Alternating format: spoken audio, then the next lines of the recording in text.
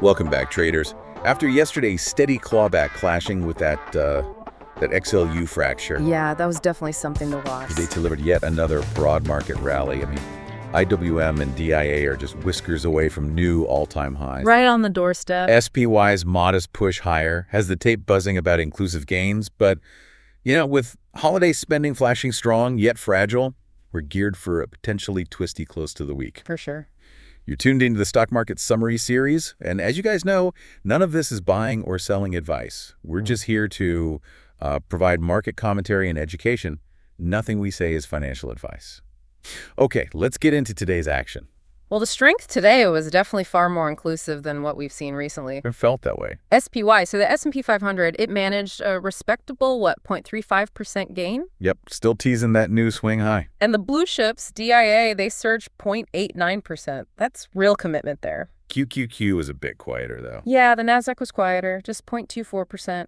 But the real story, I think, is the small caps. IWM, the Russell 2000, absolutely sprinted. It really did, ripping 1.82%. And that kind of shift, where capital starts throwing down the market cap stack, that's exactly the kind of broadening strength you want to see for a durable bull run. We saw definite rotation under the hood. Utilities, XLU, continued to slide after breaking that key support trend line we mentioned last week. Right, no surprise there. But on the flip side, financials, XLF, had a fantastic day. It broke and closed decisively above its prior resistance. That's a textbook breakout signal, isn't it? It really is. And energy, XLE, is trying to claw its way back. I saw that. It pushed back above its weekly symmetrical triangle. Exactly. And if it holds that level, it fully negates what was shaping up to be a pretty nasty bearish death hook pattern. A clear warning sign that a lot of traders were watching. It just demonstrates the importance of confirming signals. I mean, these sector breakouts like XLF and XLE, they require ironclad risk rules for entries. Right. Knowing when a pattern's real or when it's a fake out. That's the key, stacking the odds in your favor. It's, a foundational discipline we really refine in the mentorship program. And speaking of patterns, we're watching a couple key technical setups. Seagate, STX, is coiling up really tightly in a symmetrical triangle. And Lemonade, LMND, is all wound up in a bull flag. Or maybe an ascending triangle. Yeah, both look prime for some potential volatility. Yeah, definitely. Okay, turning to the economy, the data was complex today. The ISM Services PMI for November clocked in at 52.6. Which beat consensus. It signals steady, non-inflationary expansion. But then you contrast that with the jobs picture. Right. The ADP private payrolls report showed an unexpected dip of 32,000 jobs. That's the weakest print since early 2023. So what does this mixed bag even mean? It feels like the soft landing narrative just got supercharged. I think so. You have consumers still spending. Black Friday e-commerce spiked 9%. But the job market is cooling just enough to maybe push the Fed towards a rate crim without, screaming recession just yet. Exactly. The Fed's path is kind of paved with that services resilience, but only if the job market doesn't completely fall apart. Which is probably a good time to mention, as always, guys, if you've got a stock you're watching or a question about the markets, drop it in the comments.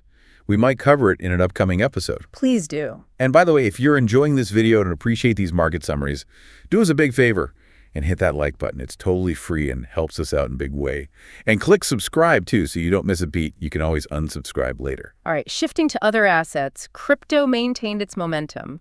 Bitcoin gained 1.8%. Breaking its previous swing high, right? Yep, after setting a higher swing low. And the volume supported that push, too. Plus, we saw serious risk-on activity in alts. Zcash ripped, 19%? A huge move. Now, metals, surprisingly, held pretty strong despite all this risk on. They did. GLD saw a small loss, probably some Haven unwind. But silver, SLV, only dipped marginally. It's high basing strong. Still holding the conviction from that symmetrical triangle breakout. And that patient holding of SLV's base. It's a lot like watching BTC snap its swing high. It just illustrates the discipline of waiting for confirmation on these rotation plays. You don't chase, you wait for the market to prove itself. Another one of those things that sounds simple, but is so hard to do in practice. So true. So, to summarize, the broad index push, especially that small cap sprint, combined with resilient services and that just right jobs data. It's all broadening the bull signal. And locking in that Fed ease narrative. It was a very, very constructive day for the bulls. Okay, before we sign off, We want to hear from you. What's your read on LMND's flag squeeze? Do you think it's setting up to be a short squeeze rocket, or is it a trapdoor fake out? Drop your thoughts below. Let us know what you think. Wish you all a great rest of the day, and we'll catch you in tomorrow's market summary.